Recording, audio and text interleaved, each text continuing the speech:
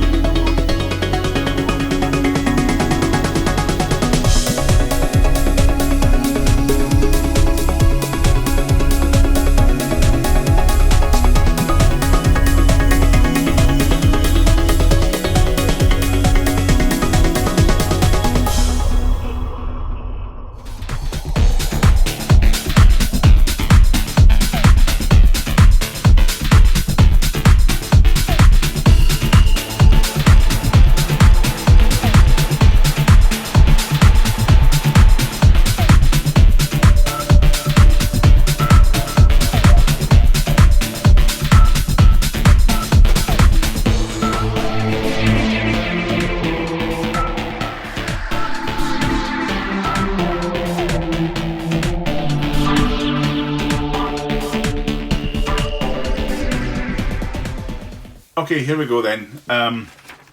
As you can see, we've loaded some paper in. It was going a bit tough because I had the switch still set to friction feed as opposed to tractor, so we should be okay there. I've no idea where you line it up just yet, but we'll put it kind of behind the print head a little bit and just see. So we're going to turn it on first, see that it actually does turn on. So I've plugged it in. Let's try the power switch. So I'm not doing anything else, just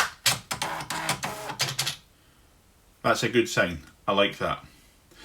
So I've checked the manual and apparently it's got a self-test, so if you power it off, power it back on again and keep and hold line feed pressed down, it does a self-print. So let's see what state the ribbon's in for a start, and see where we go. So power off, line feed, is this on camera? Yeah, so press and hold line feed and turn it on, see what happens.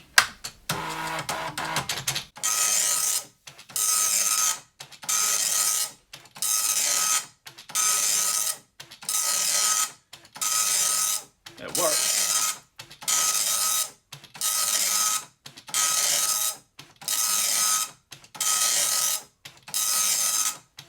Right, so we'll turn that off.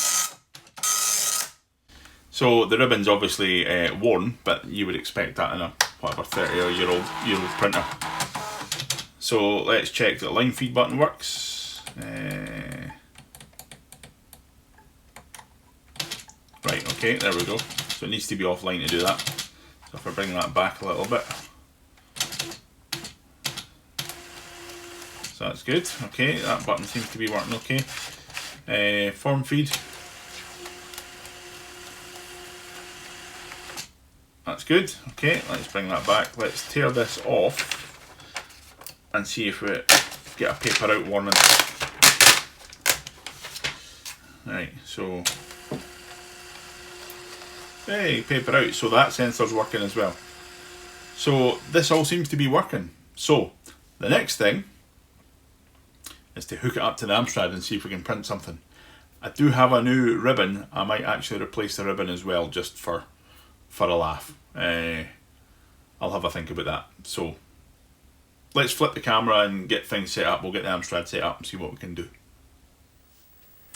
Okay, let me interject proceedings here with a small story, which is really the reasoning behind why I bought this printer.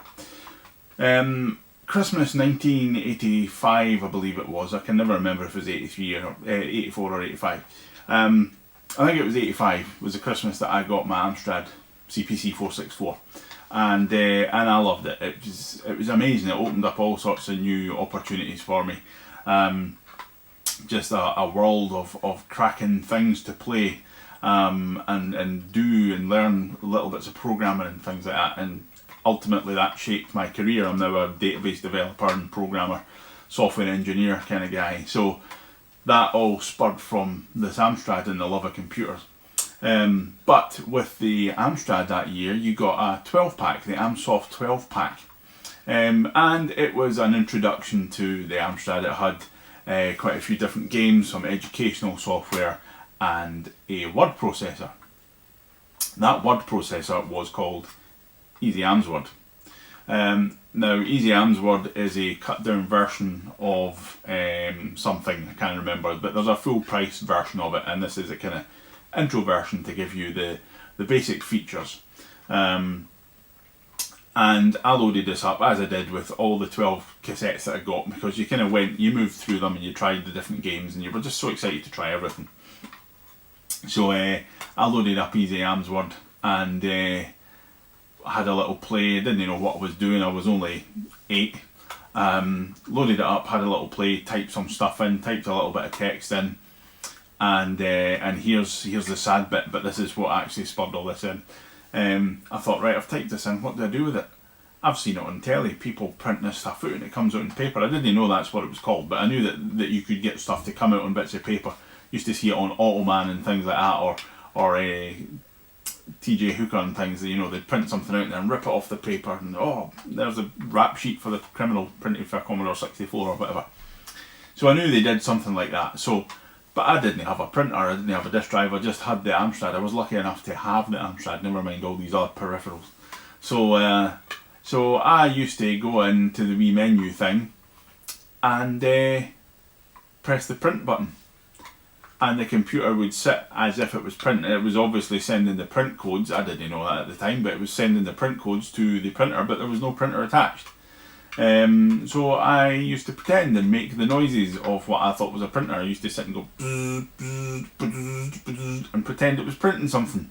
And I'd do that for a couple of minutes, and that was fun, and then I'd switch it off and play Rolling on the Ropes or something like that. So yeah, that was my sad introduction to making noises and pretending to be a printer. I was a strange chap. But anyway, I've never printed anything from an Amstrad CPC 464. I have Easy Amsword. It's actually loaded on the Amstrad behind me. So what I'm going to do is flip the computer around and flip the camera around, stick it onto the Amstrad setup that I've got here at the moment, and we'll type a little bit of text and see if we can actually print it out for the first time. This is a video that's, what am I, 45, so 30 plus years in the making. I can't do the maths, but a long time in the waiting anyway. So I'm excited about this, which is really, really sad. But anyway, let's flick it round to the Amstrad setup that's here and see if we can type something in and figure out how to print a damn thing for the first time ever in my life. Let's give it a go. Okay, we're going to go a little bit handheld for this one. I have the instructions for Easy Amsword because I've no idea what I'm doing. It is loaded. Here is the cassette. There is the video output thing. So we've got the printer and obviously hooked up. I had to make this cable. I had to buy the bits and bobs and make that cable because you cannot buy a Centronics Amstrad CPC printer cable for love nor money. So I made it. Here's hoping it works. I've taken the printer ribbon out and actually tried the WD-40 trick on it. So you spray WD-40 into the ends and dry it out and give it a little go. So I don't know what it will come out like, just to see if we can get a little bit more black ink. I actually have a brand new printer ribbon for it, which was made in 1988, I think it is, but it's dried out. So it's brand new, but it's completely dry. So let's switch the printer off and on again just for a laugh. Should be online, there we go. So that's a good sign, so that means things are being recognized. So up here we press C, I believe, to create something. Create, accept, yes or no. Document name, right. So we'll give this, we'll call it my first doc. Screen width 40 or 80 characters. Oh my god, this is far too complex. Oh, just get my finger in the way there. 40 or 80. Let's go for high res mode. Ooh, look at that. Right, so this is my first ever print out from, oops, can't spell even, oh for God's sake, from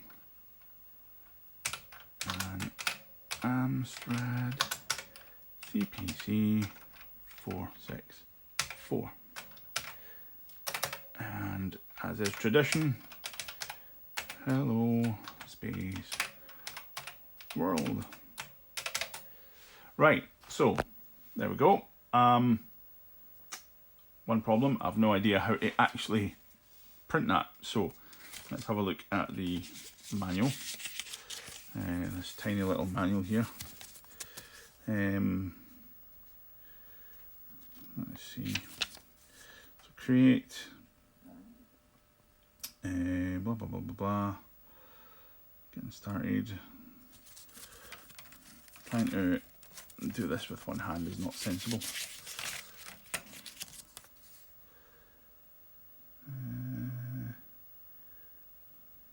Name, retrieve, abort. So I don't know how to get back to the menu because there's obviously this isn't a WIMP interface. There is no thing to pull it down. So I wonder what happens if you press escape. I wonder if it's like Unix.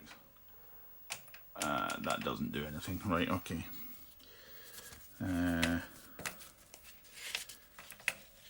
Oh, this is horrible. Define colours, tape print, abort. This item returns you. So it's in overtype mode. Sorry, this is not very good camera work, is it? Edit mode, moving the cursor, entering text.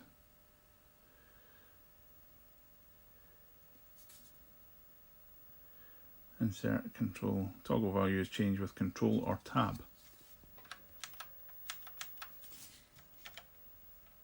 No, it isn't. Is it control and tab? Christ, how am I going to do this? Hang on, right, this is going to look horrible. Oh, right, control and tab change it to insert mode. Control and tab goes to overtype mode. Right, sorry, that's horrible camera work. Moving the cursor.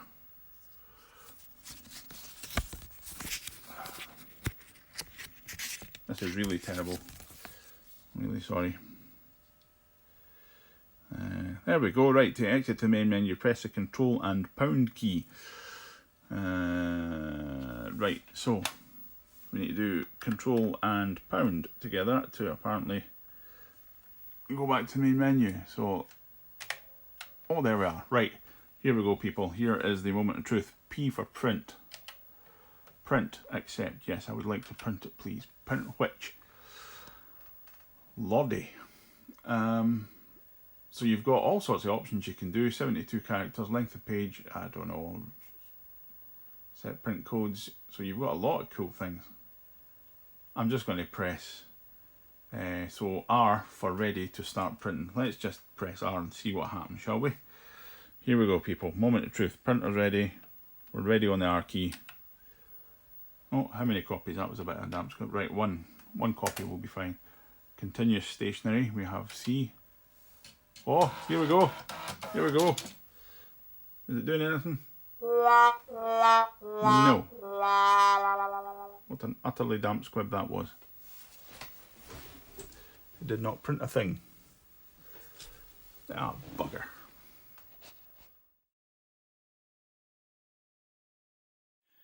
Okay, so fast forward a couple of weeks here because after that damp squib of an ending, I just couldn't let it lie. So I went on a quest. What should have been a daft kind of half-hour video, you know, me buying a printer, ended up being this quest and trying to repair the cables. I bought the spare bits to make a new cable. I tried that. Some kind guys on the Amstrad pages helped me out. One guy even sent me a brand new cable that he made from scratch. None of that worked, unfortunately. So I set up an alert on eBay and was watching every single Amstrad printer listing that came up to try and find the official Amstrad PL1 printer lead. Because I thought, just in case there's some weird wiring or something going on, it looked like it should have been straightforward. but in case there was some weird wiring or something going on, I just thought, oh god. So eventually there was one came up, and its starting bid was £10.70, bizarrely, and it had the lead in the printer, and it was £7 something printing. So I chucked in an offer of £11.50 or something to basically make it up to 20 quid. Chucked in an offer. It was a 7-day auction. Chucked in an offer, and it was accepted straight away. So obviously the seller just wanted rid of the printer or whatever. So yeah, lo and behold, it turned up, and I took the printer cable and I plugged it in and gave it a test, and nothing didn't work. So I was not a happy chappy. I was slightly put off. So I thought, you know what? Maybe the Amstrad's gubbed. Maybe it's the actual port on the Amstrad. So I was about to strip my Amstrad open and start looking at the ports and doing some tests, when I thought, wait a minute, I just got another printer delivered. It was sold as untested. Let's plug it in and see what happens. Guess what? I did a print test, which is the print #8, comma text. Did that, and it printed. So my Amstrad printed, squirted a little bit of text to the printer. So here we are. I thought I would pick up where we left off. I know the printer works. I know the Amstrad talks to the printer. So I'm going to flip the camera around and show you what we've got set up here. And finally, perhaps, we can bring this video to a close. Let's see what happens. So let's flick the camera around. Okay, so here we go. So this is the new DMP-2000. As you can see, it's online. We have a sheet of paper put in it. I didn't bother putting the tractor feed stuff that I've got. I just thought I'd put this in. The dip switches are set up as per my old one, and it's all good to go. I've given it a nice clean. It's quite a nice unit. It's actually in slightly better cosmetic condition than the other one, so bonus. We have the Amstrad set up. There is the official Amstrad PL1 printer lead. Ta-da! It even says top. The difference is that this Centronics thing here is keyed. There's a slot in it, so you can't put it in the wrong way around. Not that it really makes much difference in my many trial and errors. I put it upside down and back to front and all sorts. So anyway, we have loaded Easy Amsword. We have something typed in, and it's probably going to flicker away, but there you go. You can see this is my first ever document printed on my Amstrad CPC 464. It's taken almost 30 years for me to get to this point. Here goes. So what we're going to do is, I believe you press Control and pound. Ta-da! That takes you, oh Jesus, that takes you back to Flickr City. Right, I'll take you away in case I give you an epileptic fit. That takes you back to the main menu anyway, which we can press P for print. And it says print accept. I'll try and do this without giving you one, that's going to give you a headache. So it says print accept, yes. So you kind of saw this in the last one, so I'll just keep talking. So it's giving me all the options, set printer codes, blah de blah de blah. I think I press R to start printing. Let's see. Right, here we go. We're ready? So we're going to press R. What happens? How many copies? One copy, please. Single or continuous? We are single sheet. Holy shit balls, people. That is printing from my Amstrad. Oh, that makes me happier than I can tell you. That's very silly. That's made me happier than it really should have. Fast forward, no form feed even. So let's take this out. Let's have a look. This is the first ever document, people, that I've printed. Oh, we're getting a little printer, paper out warning. That's okay. Thank you very much. There we go. Look at that. This is my first ever document. Focus. Focus. Oh, we're getting Flickr City off the telly. Hang on, let's go over here. Right, let's focus. There we go. Look at that. This is my first ever document printed on my Amstrad. Oh, yes. That makes me happier than it should. So there you go. That is the end of the journey. We've done it. We've absolutely done it. Yeah, what a silly video this was, but it makes me really happy. And the next thing I'm going to do is list the Galactic Plague. If you break the Galactic Plague, you can list the code for it. So we can try that. Maybe I'll do that in a different video. But there you go. Anyway, this has made me happier than a happy man. a 30-odd-year-old printer. Get back into focus, there we go. A quest to get a working bloody cable. A good old Amstrad, printed with free software. I won't show you the telly because it's flickering like mad because this is set at 60 Hz. So there we go. Document printer, happy man. Thanks for watching. I shall see you next time.